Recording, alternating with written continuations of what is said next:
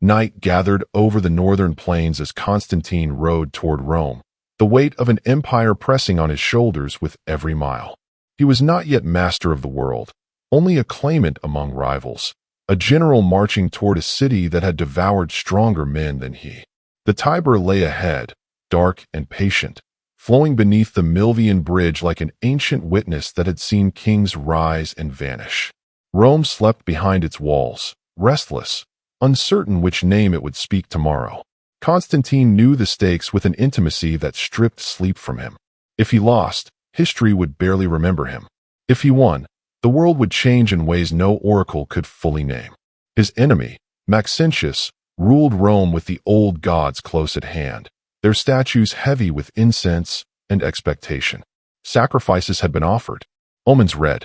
The empire had always trusted signs written in entrails and smoke. Yet Constantine felt an unease those rituals could not still.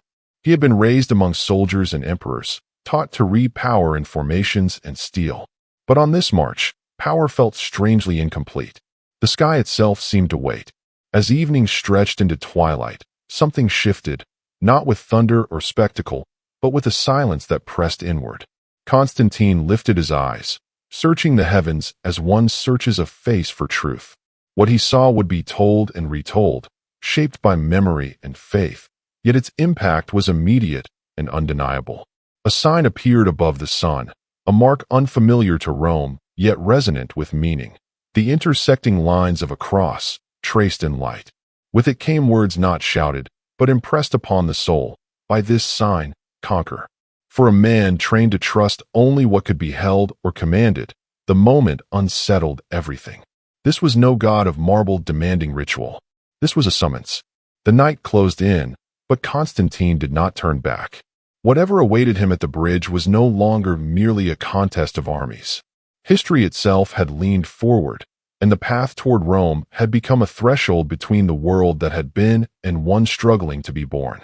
As dawn approached, Constantine wrestled with the meaning of what he had seen. The vision did not erase fear, it sharpened it. Signs were dangerous things in Roman life, easily misread, easily mocked. To trust this mark meant risking not only defeat but ridicule, inviting judgment from soldiers loyal to old traditions. Yet the image would not release him. It lingered behind his eyes, quiet and insistent, unlike the clamor of pagan auguries. Orders moved through the camp before sunrise. Shields were brought forward, and upon them the symbol was traced, the Chiro, letters foreign to most, yet now bound to their fate. Some soldiers murmured, uneasy at invoking a god they scarcely knew. Others obeyed without question, accustomed to trusting their commander's instinct. The army did not fully understand what it carried into battle, only that Constantine's resolve had hardened into something deeper than ambition. Across the river, Maxentius prepared with confidence born of familiarity. Rome was his, guarded by walls and tradition. The Sibylline books had been consulted, promising the fall of an enemy on that day. He read the prophecy as victory assured, never suspecting it might speak of himself. The bridge stood between them, narrow and decisive, offering no easy retreat. The tension thickened as armies took their positions.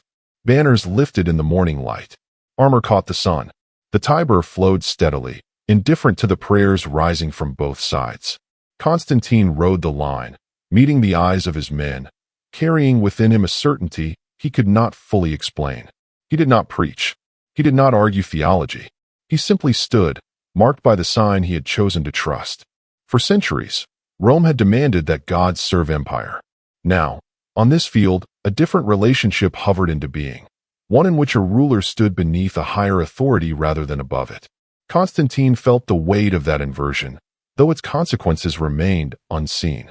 As horns sounded and formations tightened, the moment stretched, heavy with possibility. The vision had promised victory, but not ease. Whatever this god was, he did not erase human struggle. The bridge ahead waited, and with it the collision of faith and force, of old Rome and an untested hope that dared to claim the future. The clash began not with chaos, but with grim order. Shields locked, spears surged, and the narrowness of the ground forced both sides into brutal proximity. Constantine's men advanced with discipline born of long campaigns, Yet something more moved among them, a sense that this battle carried meaning beyond survival. The marked shields caught the light as they rose and fell, flashes of the sign threading through dust and sweat. Maxentius' forces pressed hard, confident in numbers and position. The bridge became a choke point where bodies fell and footing slipped, the river below ready to claim the defeated. Commands were shouted, swallowed by the noise of steel. The gods of Rome did not intervene with thunder or omen. They remained silent as stone. Constantine fought not as a mystic but as a general, adjusting lines, committing reserves, trusting experience. Yet beneath every decision lay the memory of the sky's sign. The escalation of violence mirrored the escalation within him. This was no longer simply about seizing Rome. It was about whether the unseen could be trusted when everything visible screamed uncertainty.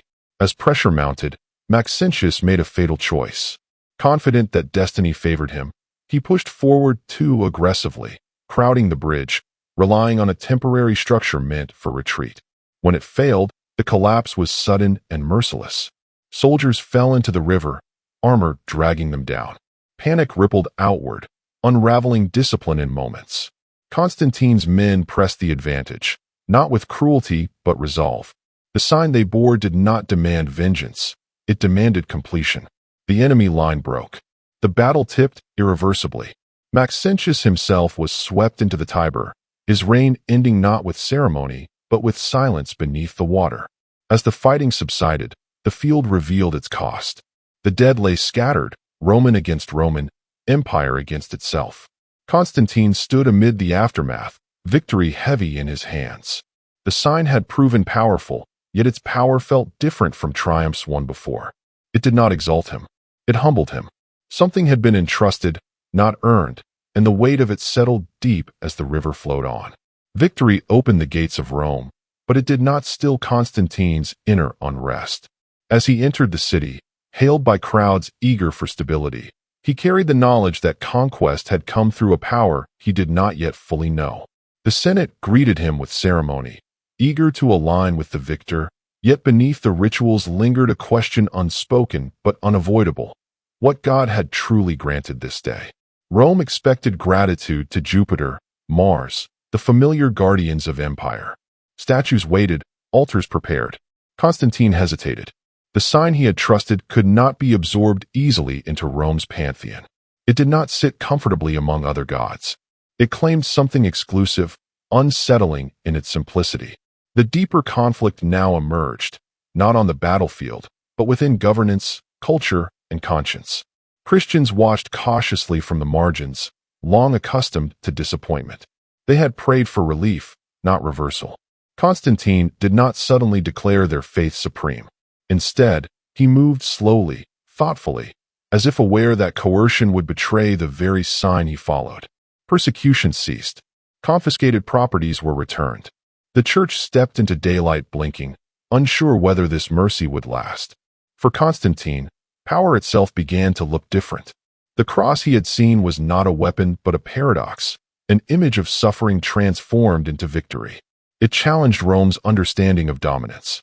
To rule under such a sign meant acknowledging limits, recognizing that authority flowed downward from a source beyond the emperor.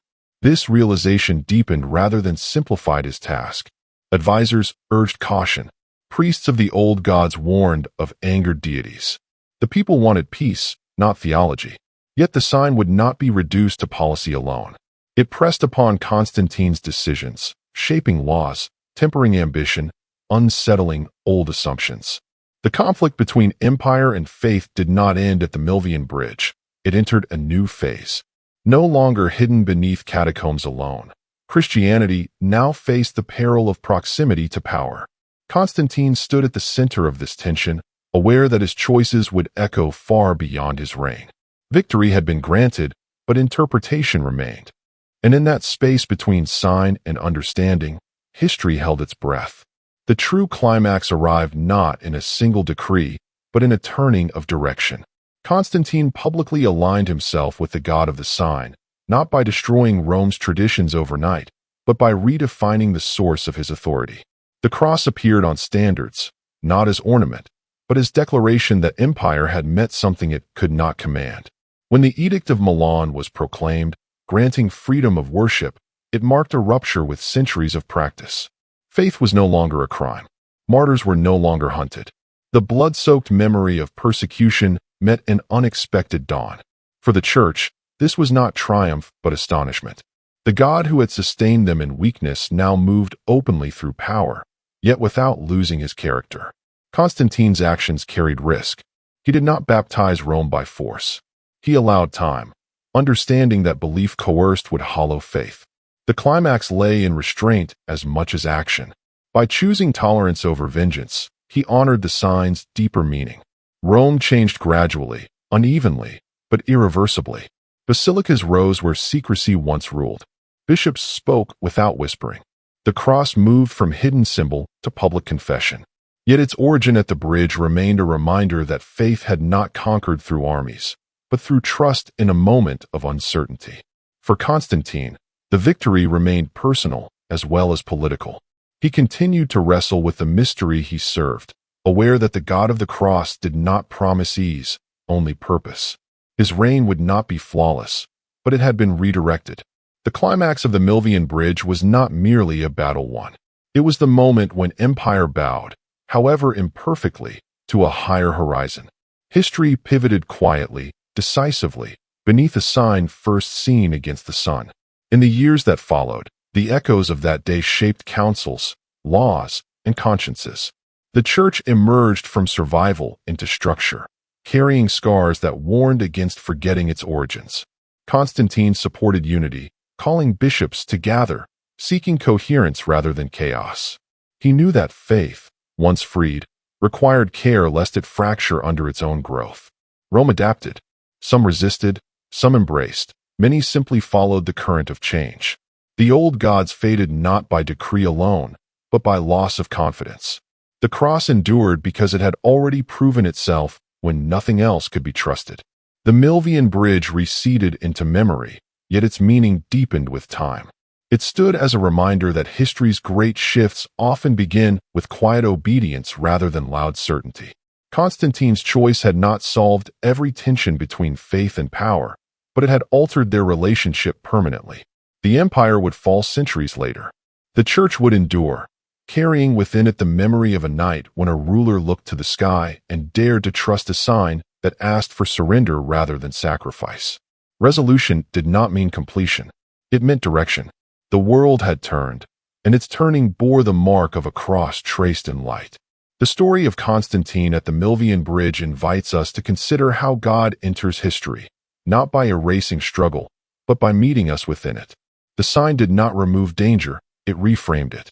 Victory came, but humility was required to receive it rightly. We live still in the tension between power and faith, tempted to trust what is visible and immediate. The cross above the sun reminds us that true authority flows from surrender, that history bends when conscience listens. In remembering this night, we are asked not to seek signs, but to respond when meaning breaks into our ordinary paths. Providence still works quietly, asking courage where certainty is thin.